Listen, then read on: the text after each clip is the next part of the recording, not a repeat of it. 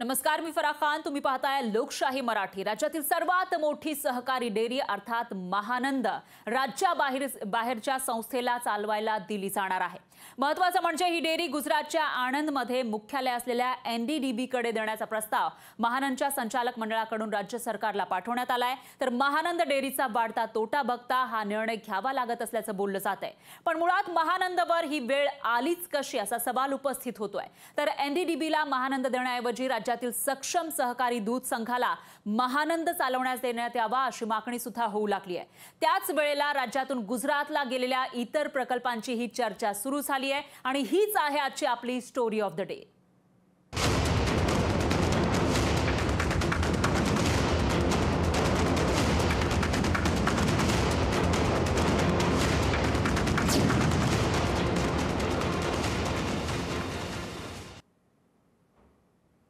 महाराष्ट्र राज्य सहकारी दूध महासंघ अर्थात महानंद डेअरी ही गुजरातमधून चालवली जाणार आहे.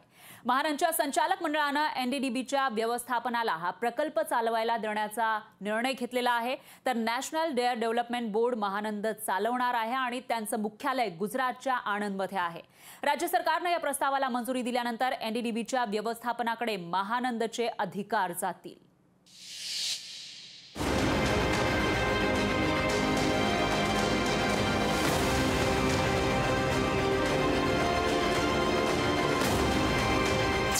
आधी महाराष्ट्राचे प्रकल्प पळवले, आता महानंद डेअरीवर गुजरातचा डोळा. महानंद डेअरी गुजरातमधून चालवलं जाणार.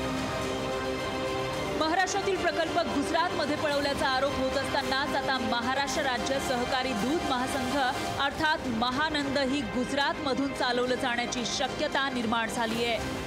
महानंदचं व्यवस्थापन नॅशनल डेअरी डेव्हलपमेंट बोर्ड म्हणजेच NDDB कडे दिलं जाणार आहे. महानंदनं तसा प्रस्ताव राज्य सरकारला दिलाय. नॅशनल डेअरी डेव्हलपमेंट बोर्ड यांना विनंती केली, मग त्यांनी सर्वेक्षण केलं, त्याचा अभ्यास केला आणि मग त्यांनी इच्छा व्यक्त केली की आम्ही चालवतो, पण त्यांनी कामगारांची संख्या कमी करा म्हणून सांगितलं. आता NDDB चालवणार म्हणजे काही NDDBच्या ताब्यात देणार नाही आपण. काँग्रेसनं या निर्णयाचा विरोध केलाय. मंत्रालय ही गुजरातमधूनच चालवा असा टोला काँग्रेसनं लगावला. आता मंत्रालय जे आहे ते गुजरातमध्ये चालवायचं छानपैकी, तिथनं निर्णय होतील आणि आपले मुख्यमंत्री त्याच्यावर सहाय्य करतील. मग आपण मुख्यमंत्र्यांचं फक्त टायटल बदलू, सयाजीराव मुख्यमंत्री महाराष्ट्र, सयाजीराव उपमुख्यमंत्री 1 महाराष्ट्र राज्य, सयाजीराव उपमुख्यमंत्री 2 महाराष्ट्र राज्य, अजून 2-3 जर केले त्यांचं मग 3-4 सयाजीराव करू आपण. किसान सभा ही या प्रकरणी आक्रमक झाली आहे. शेतकरी संघटनेनं तीव्र आंदोलन छेडण्याचा इशारा दिलाय. किसान सभेच्या वतीनं मी या निर्णयाचा तीव्र शब्दामध्ये धिक्कार करतो. राज्य सरकारने सहकाराला चालना द्यावी आणि महानंदासारखा ब्रँड हा राज्याच्याच वतीनं कसा डेव्हलप ब्रँड आणि ही संबंध यंत्रणा केंद्र सरकारच्या माध्यमातून गुजरात राज्याला बहाल करण्याच्या धोरणाचा पुनर्विचार करावा. महानंद NDDB कडे गेल्यास राज्य सरकारकडून दिला जाणारा 300 कोटींचा निधीही त्याच संस्थेला मिळणार आहे. महानंद गुजरातमधून चालवला गेल्यास त्याचा महाराष्ट्रातील दुग्ध विकास धोरणाला मोठा फटका बसण्याची शक्यता नाकारता येत नाही. चंद्रशेखर भांगे, लोकशाही मराठी, पुणे.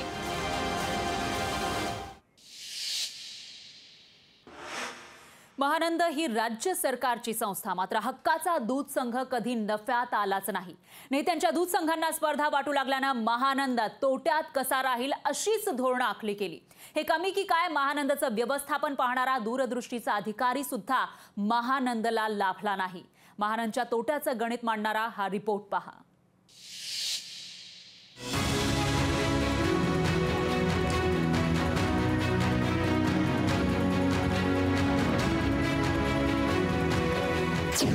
महानंद कुणामुळे आली डबघाईला?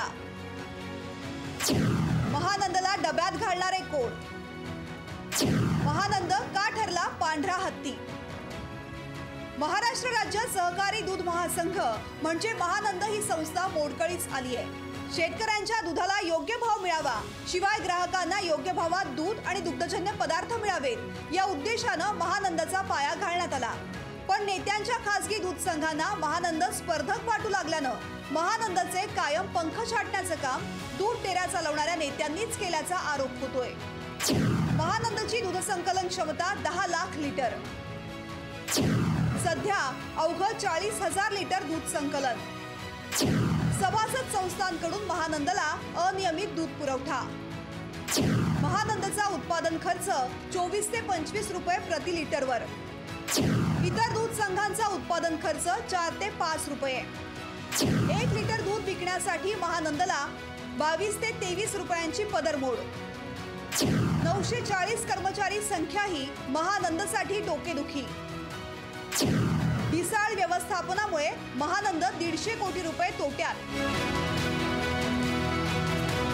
महानंद आहे त्या अवस्थेत चालवण्यासाठी खासगी दूध संघांना आवाहन करण्यात आलं, पण महानंद कुणीही चालवण्यास तयार नसल्याचं सरकार सांगतंय. महानंद कारभार गुजरातला जाणार हे पूर्ण तर चुकीचं आहे. महानंद ही डब्याला संस्था होती.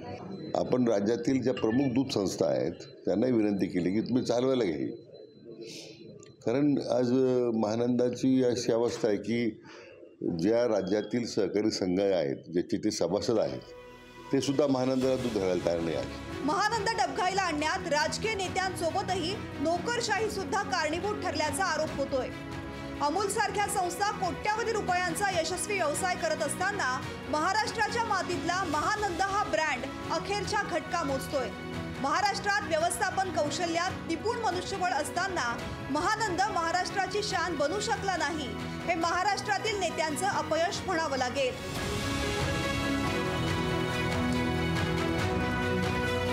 चंद्रशेखर भांगे, लोकशाही मराठी, पुणे.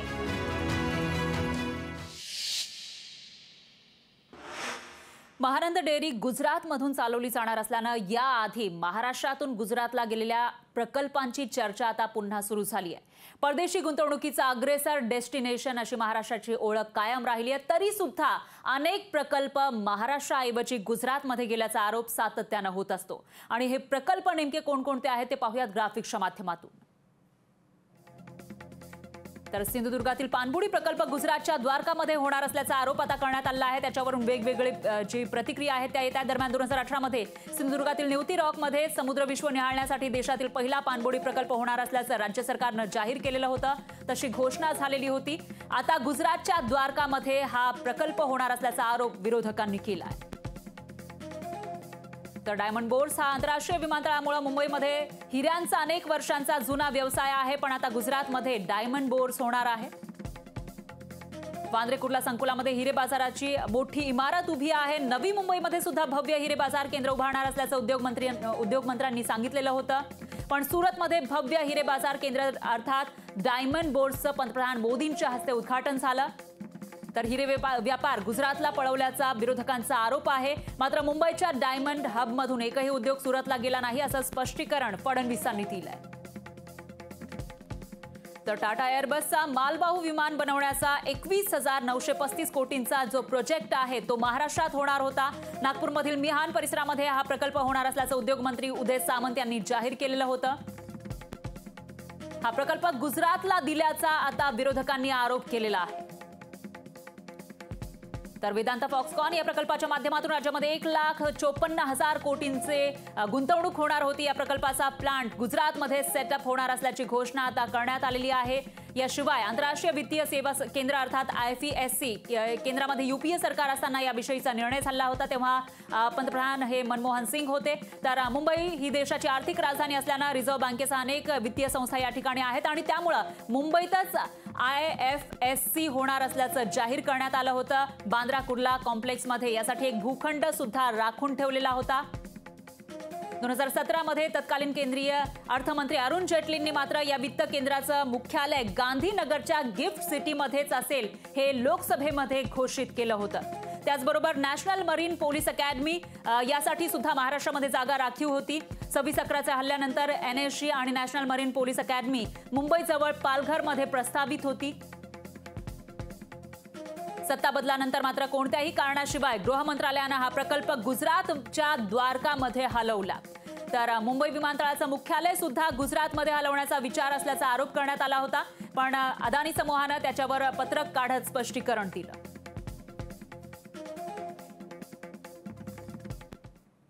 तर हे सर्व जे प्रकल्प आहेत ते गुजरातमध्ये गेल्याचा आरोप सातत्यानं केला जातो आणि त्याचबरोबर आता जे महानंद दूध संघ आहे तो सुद्धा गुजरातमधून चालवला जाणार आहे. त्यामुळे या सगळ्यांवर राज्य सरकारकडून नेमकं काय स्पष्टीकरण येणार आणि त्याचबरोबर राज्य सरकार याविषयी काय करणार ते पाहावं लागेल.